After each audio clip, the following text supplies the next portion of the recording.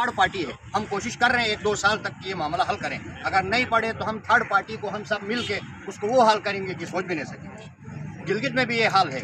उड़ूर का वाक़या जो हुआ, पुलिस चेक पोस्ट से थोड़ा सा आगे जाके बंदूक को मार दिया, 4 बंदूक को, जिसमें सुन्नी भी मारा, शिया भी मारा, इस्माइलिया भी मारा। इससे पहले भी हमारे इलाकों में ऐसे हुए हैं। अभी देखो पारे चिनार में इस महीने में मेरे ख्याल में 11 से 12 वाक़यात हो गए हैं इसी महीने में। ये तो सिक्योरिटी इदारों का काम है, या तो सेफ सिटी किया जाए। रोडों में भी अगर कोई गाड़ी जाती है तो भी उसके लिए सिक्योरिटी फराहम किया जाए। बाकी ये गलतफहमी है कि अगर पारा चिनार में कोई शिया अगर मरता है तो बाकी सुनी तमाशा देखें, या ये गलतफहमी है कि यहाँ इस्लामाबाद में भी एक मौलवी का शहीद हुआ, हो सकता है उसी पार्टी ने उनको मारा हो जिसने इस आलिम को शहीद किया।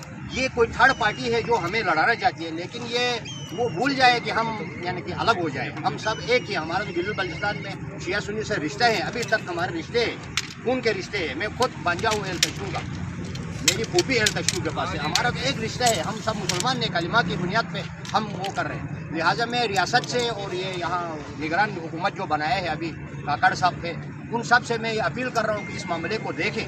वो देख सकते हैं, वो बहुत कुछ कर सकते हैं। बस इतने से मैं आप बात है कि हम सब इकट्ठे हैं। कोई थर्ड पार्टी ये मत सोचे कि हम जुदा है, हम सब इकट्ठे हैं। शुक्रिया।